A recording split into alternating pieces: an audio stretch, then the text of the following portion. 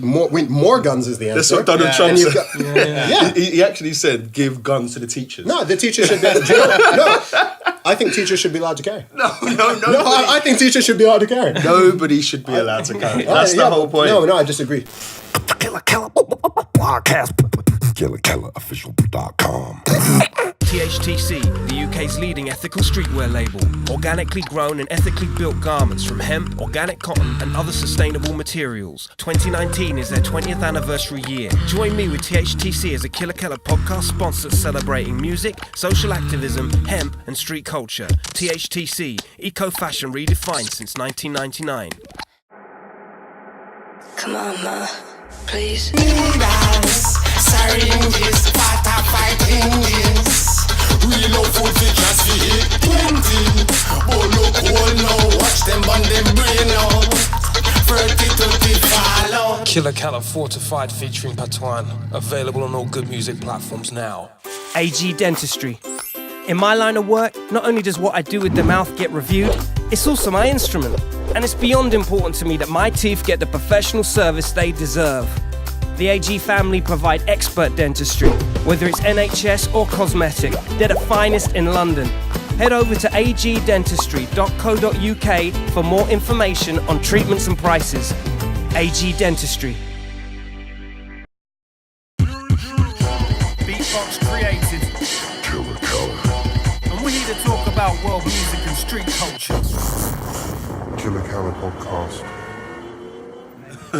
Ladies and gentlemen, this is the Killa Kela podcast, live and direct from central London, or central as you need to be. Right, so look, you know we normally do it on a one-to-one, but I thought I'd bring the gang in.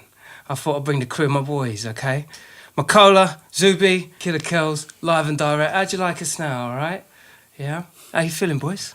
Good. Good, man. Yeah, all blessed, man. All Sunday fresh, man. Sunday fresh. Yeah. Sunday refreshed. Yeah. Exactly. Hide the sponsor. Exactly. Yeah. They have to pay us to show the label, do you know what I mean? When that comes, it comes. Yeah, exactly. All in good time, he's thinking. Exactly. Trying to just keep it cool. MAKOLA, you're hailing from East, really, aren't you? Yeah. East London, myself, born and raised East London. So, love the place. Yeah, of course. Love it. Yeah. Home pride. Hometown Absolutely. love. It's not just about hometown glory. I kind of just love the essence of it as well, because it's a bit gritty, it's a bit dirty, a bit raw. That's kind of like what I like. That's it. Raw, ladies. Zuby, man, how are you? I'm all good, bro. I'm all good, man. Just drove up from Southampton, so it's good to be here. Southampton? Yeah. Is that where you're residing at the moment? It's where I reside right now. Yeah, I've been there for a couple months now. How are you finding it? Yeah, it's good. It's good. I was in Bournemouth before that, but in London before that. I'm a South Coast dude. But Southampton's been good to me so far. So Bournemouth, that's Funk Case territory. You know, yeah, man.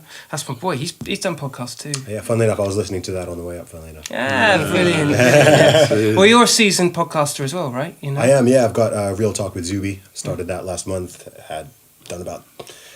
Released 14 episodes so far, and sick. Got about another 10 in the chamber, and I'm doing them twice a week at the moment now. It's all about what you got in the chamber. It really is, isn't it? Yeah, but it's been good. It's been good. Spoken to a lot of people, and it's I'm talking to people all sorts, entrepreneurs, political people, musicians, like everyone. It's across the board. Have us on then, innit? You know? Yeah, let's do it. I'm talking just anyone who's interesting, who's got a story, who's got a unique perspective.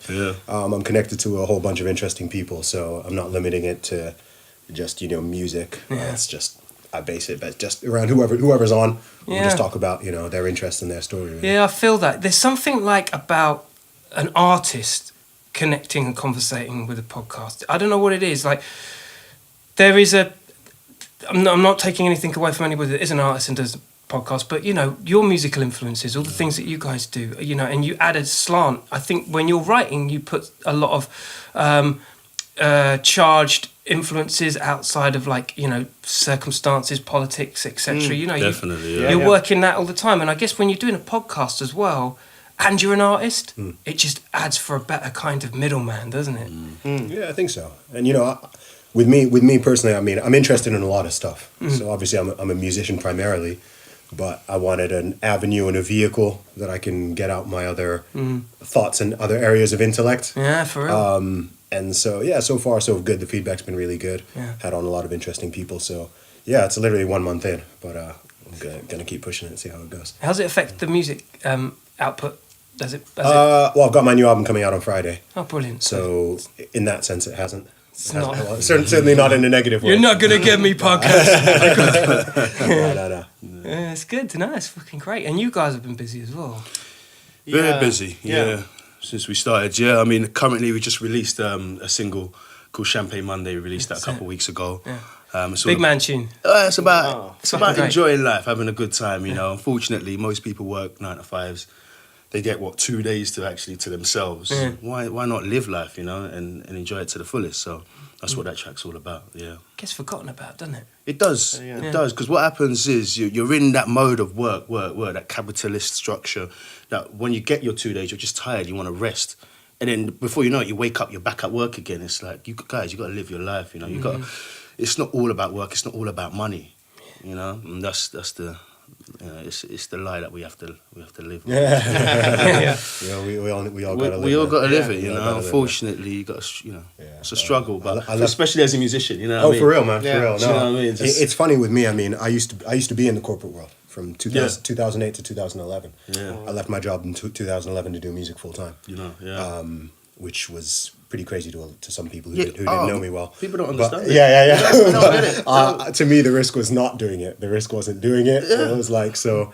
Which is funny when I get the occasional someone who doesn't know anything about me will have the occasional criticism of, of course. oh, he's doing music for money or something. I'm like, are you insane? Like if my primary goal was making money, one of the last things I would do It's music. It's the worst industry. Literally, I was like We can just draw a line in the sand and complete just Do like, anything else but music. it's crazy. I'm just like, no, like you don't get it. It's for the love. It's the pure emotion that you get from it, you know, and being able to express. There's nothing better than music in that respect. Yeah, I was sorry, man. I No, was saying not at all, one thing funny about music I find is that it's one of the only career paths where people just compare you to like the top 0.01% of people. Yeah. Right, so if you're making music and someone hasn't heard of you, they'll be, I haven't heard of you. Yeah, that's and what it's like. You know, there's like a whole. There's a lot of musicians out there. Not every rapper is Jay-Z. Not every singer is Madonna and Lady Gaga. Why is that? Why is that mentality? Why? Is that? I guess it's what they see on TV, isn't it? What they hear on the radio. You know, but it's the same. Like if you say like I'm an entrepreneur, and then people will compare to you like Bill Gates. Yeah. It's just like Apple, dude. Like it's just insane. Like come on, mate. Like this big wide world. Yeah, But I think there is a slight delusion as well from a lot of younger acts that you know they hold their expectations on that 1% as well. So you know your Bob Marleys, your Hendrix, your Adeles, your Ed Sheerans, like they're completely that's their goal. But you can actually make a good currency just orbiting around your own genre, doing your own thing. And your own little world, 100%. I think it's celebrity culture as well. Everybody's always like, oh, look at this big star. I want to be this big star. You know, not focusing on the little levels below there where you can actually exist and be fine. Yeah, people think it's very much all or nothing. Like, either you're like the tip top upper echelon. Everybody in the world knows you, or you're nobody and you're not successful. It's like people don't think. No, you could have like, you could have someone who's got like 100,000 fans, which is a lot of people. That's a lot. That's a lot of people. Give me those. That's a lot of people. Right? And they could be touring and selling out all these venues and even selling a lot of records or whatever. But the vast majority of people, 99.9% of people still don't know who they are. But it's like that person's still successful. Yeah, making bread. I was trying to. I had like I was in a gym and I had like this kind of thought that, particularly in the art world, think of the Banksys of the world. Now, I'm just throwing him out as an example, you understand. But if you have, he's got 1 million followers, 9 million. He can have as many millions as you want on Instagram, right? But let's really break down how many followers do you need to actually have the cemented, hardcore, die-hard, will buy anything you throw at them, anything you put out, they will be on the bidding war for. I would imagine he's probably got 150, 200 die-hard, probably like Russian millionaires that are totally dedicated. By comparison to how many people actually know him and follow him in that 9 million. Do you know what I mean? Yes. Like, how many people do you think we need before you have like a hardcore, centralized fan base? I wonder. Well, I always look at it as kind of like concentric circles. So I mean, like right in the middle, you'll have like, you know, maybe 1% of people who know you or who are aware of you to some degree. Might be that like die hardcore. Then you've got, you know, maybe 10% of people who really, really like you, who will come to shows, who will buy merchandise, all that. And then you might have like, you know, another 40% who's like likes you. Yeah, they're fans, but they're not super consistent. And then you've got like the casual, just okay, I've heard of you, I might listen to the odd song. If you're in town, I might not go to the gig. I might not spend money or whatever, but you know, they're just aware of who you are. Those are numbers that are kind of made up, but that's kind of how I think it's like. Yeah, there is levels like that, I think. When do you reckon that those levels transcend like the initial? Yeah, I'm going to taste make them. I'm going to watch them because they're the guys to go to at the moment. I like their song, and you know. I mean, we've all been there, you know. Yeah, I think it's harder now in the modern world, like, because there's so many distractions. There's so many new things, like, all the time. You look on your phone, there's somebody new. I'll swipe that. Swipe to the next thing. Swipe to the next thing. So to get a die-hard fan is very, very hard. But once you get them, like, you got to hold on to them daily, like you have to daily, seriously, because the casuals, they'll come and go. As soon as a new Drake's track's out, then they're you know? What you did yesterday don't matter anymore. So like, the diehards, they're really hard to find. That's the that's definitely holy grail. It's the holy grail, isn't it? They tend to they once they stay with you, they stay with you forever. Like the whole Patreon thing. On for podcasts and whatnot, and I'm sure it's the same for music as well. Like people really put their money where their mouth is. That's nice. Which is just the gold dust, isn't it? To keep you going, man. That's cool, man. That's real love. Do you guys do a lot of live shows? Yeah, we done like we like to do more, obviously, but like we've done quite a few. Like we played Europe. We haven't toured that much in the UK, to be fair. Like we played London, we played Brighton. Played like some smaller cities, but like we haven't done a proper UK tour even. That's the perverse things, because there's barely no money in London. As rich as London is for live musicians and live music, it's just nobody wants to pay. And promoters don't want to give you any money. They don't want to look after you, put you in a hotel. They don't want to give you 2 drink tokens at the maximum. You go to somewhere. That's it. You know what I mean? You go to somewhere like Switzerland, they pay you 10 times the amount. Not that it's about money, but we need to survive. We need to survive. They put you up in a nice place to stay, give you all the drink in the world. They treat you so well. So there's something in the UK culture and in the music scene that needs to change for live music, especially. There's something going on at the moment. And it's almost like to live in London is tough enough, but like I'm seeing a lot of my friends emigrate to like outer places. Well, I'm sure like going from Bournemouth to Southampton and migrating from place to place. Yeah, I mean, I didn't grow up in the UK. I mean, I grew up in Saudi Arabia. Oh, wow. So I've lived in the UK. I mean, I went to boarding school on it. So like on and off for like 20 years. Yeah. But I've only been here permanently for about 10 years. 10 years is a long time, gee. That's It's a while. I mean, you can hear in my accent, like people are always confused by my accent. Like nobody really knows where I'm from. It's international school. Yeah, exactly. Yeah. So whether I'm talking to someone English or American, they're always like, wait, is he? Where are you? That was good though.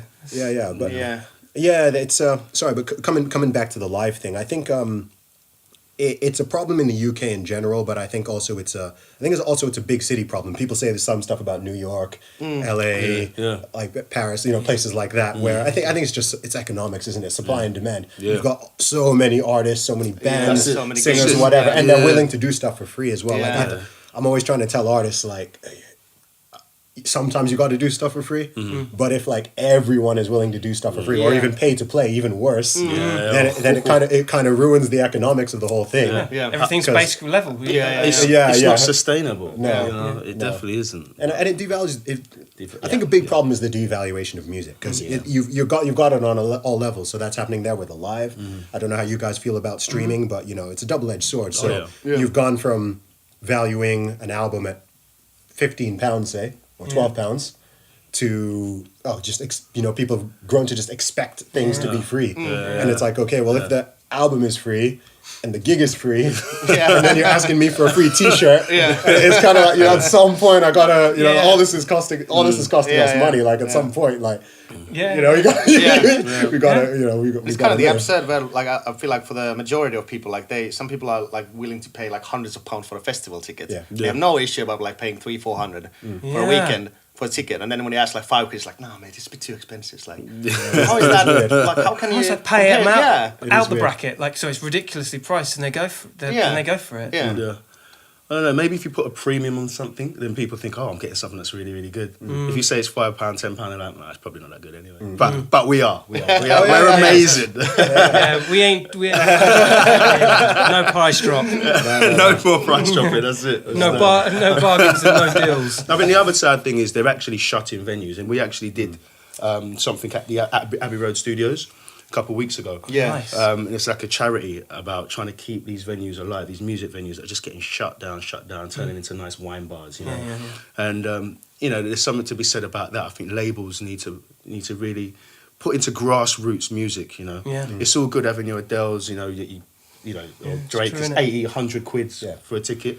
But what about the low levels, you know, the people that nurture the sound, really, you know? I think people are a little bit short-sighted with it. I think that's what it is. So, you know, the entertainment industry in general, I don't even think just music, but it leans so much on stars and blockbusters to, you know, say whether you're talking Hollywood or you're talking music, it's like, okay, we've got this 5% that's kind of making all the money. So the other 95, we're not going to spend too much time developing or nurturing or whatever. Yeah. But I think that's quite short-sighted. So, you know, in 10, 20 years, it's like, you know, are there still going to be 100 to 200 cap music venues? Or will those even exist? Or will it just go straight to like O2 Academy size? It's like, exactly. Well, there's no live venues. If you want people to get to that, if you want people to get to that level, you need to...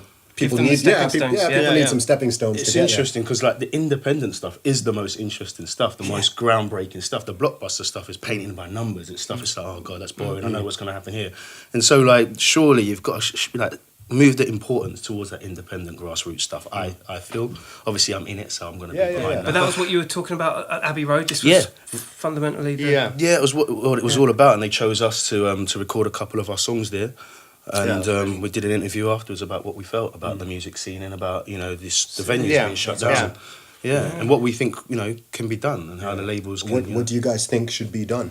It's something I'm on over a lot. Big wide question, but I feel like, because I'm coming from Finland, I was born there, lived in Sweden, living in like different countries, but like I feel like coming here is just amazing. There's of course lots of opportunities, but it's very much like business minded. Everything is like, you know, all about the profit, and like there's no youth centers, there's nothing to kind of like help the kids to kind of see. Because I remember when I was a kid, like there was like free gigs, there was like cheap gigs, you could see punk rock bands, all that stuff, and you just experience the live music. And I feel like nowadays that's totally dead. It's just like either you go to a festival and that's your first experience, and then you see this massive stage and you think like, this is how people, this is how they play all the time. And then when you see like there's a gig in a pub, like how is that possible? They don't even realize, like, you know, like what live music, how it started, how the band started. That's right. How did they get to that point? So I feel like youth centers, you know, bringing that live culture back, I don't know how to do it. Like it's just like, but it means like there's a new bunch of kids who just like stay online, they film their own like live sets from their fucking kitchen, and they think like that's live, and then there's like they haven't never played in front of an audience. That's mad, isn't it? So it's kind of like mad. There's a lot of it's crazy, man. The technology is, you know, in a lot of ways. This goes way beyond music, but the technology we've been dealing with in the past 10 to 15 years. I say that right now we're in some like huge experiment, you know, that we don't even know the long-term consequences of with all the social media and smartphones. Virtual reality. For real. Imagine that'd be so cool. You know, it's very hard to predict, and it's a weird one for me because I am very much like when it comes to most things, I'm very much like I'm a super pro-capitalist. I'm not afraid to say, but I can understand when it comes to something like music. It is weird. It is weird because, you know, you have got that. You know, like when it comes to most businesses, I'd be like, okay, you know, if they can't stay afloat on their own thing, then you know they're gonna fall and something else will come. But when it comes to something like live music venues, for example, that's a tricky one because it is more of like an art cultural thing. It's more, it could be compared perhaps more to like a museum or like an art gallery or something. That's and like the whole education in schools, you know, like if you cut all the art stuff, it's not profitable. Like exactly. So it's not purely like a labor of pursuit of profit and it's whatnot. not at all. And even if it were viewed that way, it's still kind of needed for that long-term thing. Because if you do want those future festival headliners, you do want those future people in arenas, whatever, you again, you need those stepping stones. Yeah. So, okay, maybe a 100-cap venue, no one involved is going to be making loads of money. Yeah. That's right. But that person might then go on to 200 or 500, and then it's like, okay, this is now something. That's serious, so you know? interesting. That's such a good thought. It's very true. It's almost like a place of educational reference. It's the place where you incubate new acts and new pictures. In the same way you put up a picture in a museum, or Yeah, exactly. Yeah, exactly. We played this really cool venue in Switzerland. Was it in Bern? In Bern, yeah. So it started it was like this weird kind of. It started as a squat. So there's like just people kind of. I It's an already abandoned like it, building. bro. They- I already like the sound. They just like took the place over. Then they started like putting gigs, and at first the city tried to shut it down. But after a couple of years, when they saw like people just kept coming back, like doesn't matter what they do, they just kept coming back and organizing gigs. Then they started to support that thing, and now it's become this weird like 4 or 5 venue art gallery They do kind of festivals, like all everything. kind of sitting like now city is supporting that. And there's lots of stuff for kids to do, like to learn any kind of art craft and stuff. So that's so it sick. started as a kind of squat, and now it's becoming a cultural establishment in that city. That So just don't- something like that is like Doesn't an example. doesn't of happen how- here anymore. It just Yeah, it's just about it doesn't. Who's gonna get the money? Yeah, okay, so it's profitable business. let's knock it kick them down, out. let's Yeah, build that's some flats. Exactly. Always. I do think one thing that's actually important, actually thinking about venues in terms of practical aspects, I think that far more venues in the UK need to be doing all age.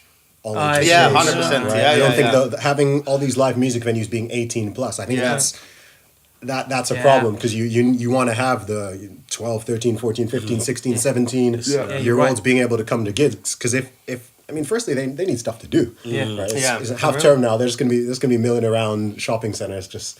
Just like looking for stuff. Not to that do. we're It's not like, advocating the use of shopping centres to hang out in, because we do have a good time when we're artists, especially like the train station as well. That's always fun as well. Yeah, but there should be train some- surfing, I love that. Yeah, I think it'd be good to have some gigs they can get involved in Yeah. and attend, and then hopefully as they get older they'll be like, okay, they'll see the value of that rather than just being on their phone. Yeah, being, yeah. you know. I'm glad you brought that up, actually, because when we were first starting, we were trying to get gigs in London and stuff, and we were putting ourselves out as a hip hop rap sort of outfit, and a lot of the promoters and venues were like, well, we don't want to put that kind of thing on. Yeah, it was For straight away no. Yeah. It was like insurance purposes and all of this. So there's a difference between putting on a rap and hip hop gig to putting on like an indie rock and roll band gig. Yeah, exactly.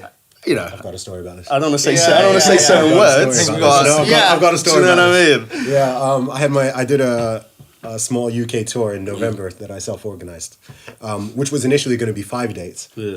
And then 2 weeks before one of them, I got a panic call from the guy at the venue saying, "We can't do this gig. We can't do this gig." I was like, "What do you mean? Like it's booked? I've been promoting it. I've got the support acts, everything."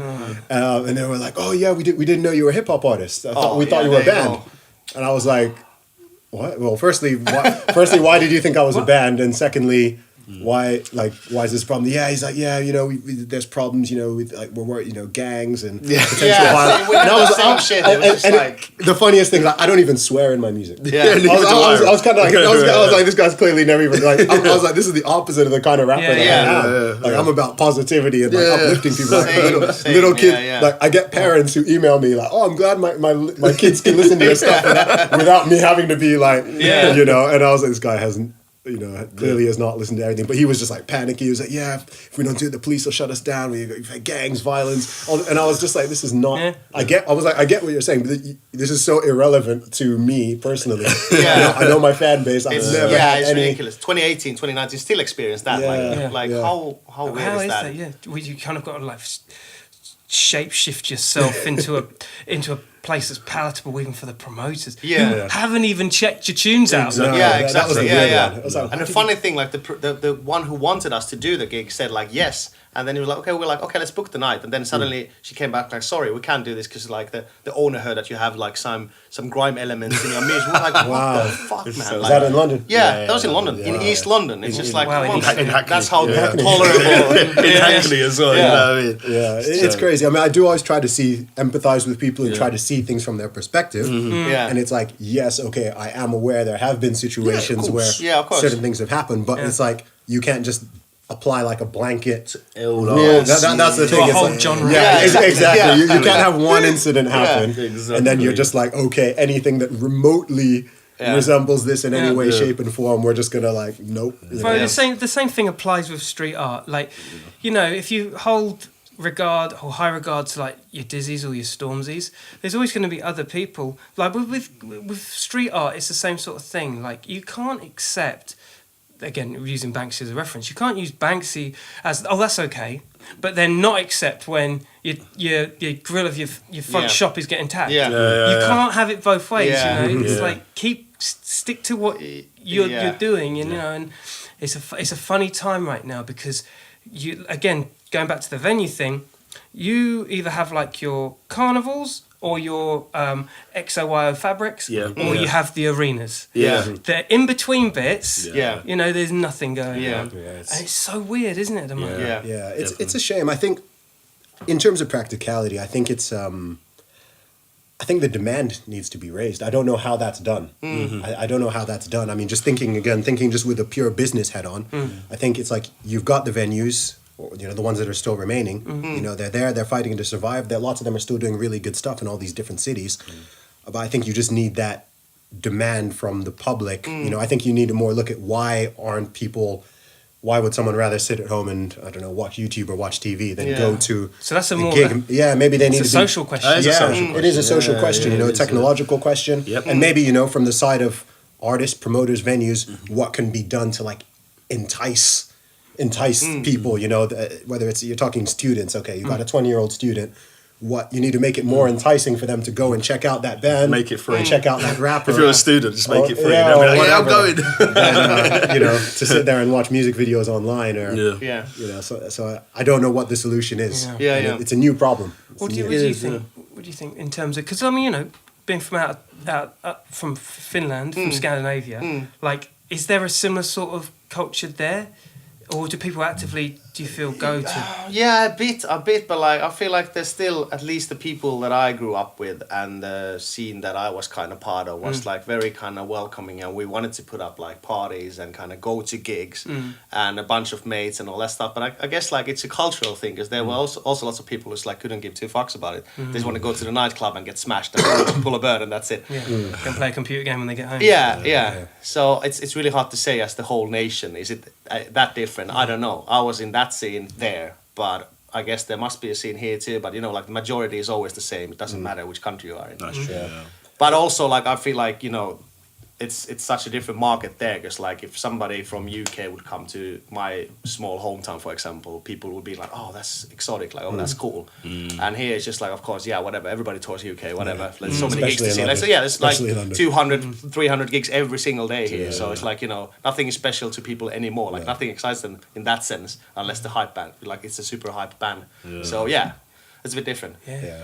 London compared to the rest of UK is very different too. So Yeah, that's another beast, isn't it? yeah. One thing I think it is I think it's also I think it's a symptom of a bigger issue / problem, just in terms of technology and social interaction in general, right? So similar to how more people are shopping online now, and so retailers and high streets are under a lot of pressure, because rather than people going outside their house and going shopping and buying clothes and whatever, they're just going on Amazon and they're doing it online. So they're facing something very similar. Of course, yeah. And then even just in terms of just standard human interaction, I mean, you've got this. Yeah, you've just got this whole younger generation. Like I see it a lot because I do.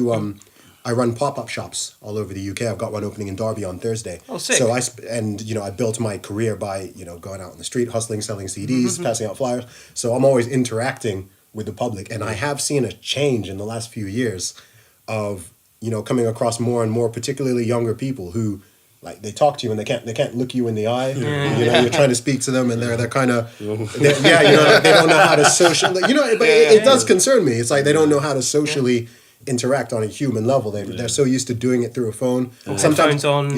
Sometimes I'll meet them. I'll be like, oh, cool, you know, that's what I'm doing. I'll have my shop there. I'm talking to them. I'm Zuby. I'm a rapper. And the first, oh, are you on YouTube? And I'm like, yeah, but I'm also standing right in front of you. And I've traveled 200 miles. You're cool. I'll check you out. Yeah, you know what I mean? I've traveled 200 miles to come to your city to do this. Send me a And that's message. just a walking ad sign here. Send me a message on WhatsApp. It's odd. And people would rather than talk to me as a human, it's like you'd rather go away and Google me. Yeah. And then, and then sometimes someone will even message me and say, oh, yeah, I saw you in town. I didn't stop, but I listened. And I'm kind of like, talk to me. You know what I mean? If you see me and you recognize me, it's like, cool, talk to me. That is definitely a cultural thing that's shift. Going back to the high street thing, which I had this theory, because at the end of every bank holiday event, there's the roundup of, well, what have we, concluded of like the sales, and there'd always be on the news things like sales dropped by blah blah blah blah blah. There wasn't so many people in this town, and I'm like, in my head, I'm like, are you fucking surprised? Like, okay, there's that. That's a reality that's happening, and for good or for worse, we don't know. But in the meantime, gentrification is knocking down every public house. It's knocking down every venue. It's knocking down every club. So all you've got is just sanitized coffee bars and Wi-Fi. That's it. Yeah, it is. And nobody's buying clothes because no one's going into the town because there's no community. There's no community. Or no one has the money. No, yeah, exactly. Like if you get rid of I'm an advocate for a pub because I like alcohol, but like some people, Honestly. Other brands are available. I know what you're talking about. But it's still a central hub of where people can meet and chat. There used to be record stores, they gone. Of course, yeah. You know what I mean? Like, so there were alternatives, but now it's like, and I'm not saying it's for better or for worse. It's just purely, I'm just looking at it from afar. Yeah. I think the news reports are extremely dated. Do you know what I mean? If the person's got the guts to like talk about this, it's like, take a look at your activities. I'm pretty sure you'll be going on ASOS. You'll be going on Tesco's delivery. Or whoever, but it's an interesting change of tide, isn't it? But I do miss the community spirit of a place when they get rid of these key places.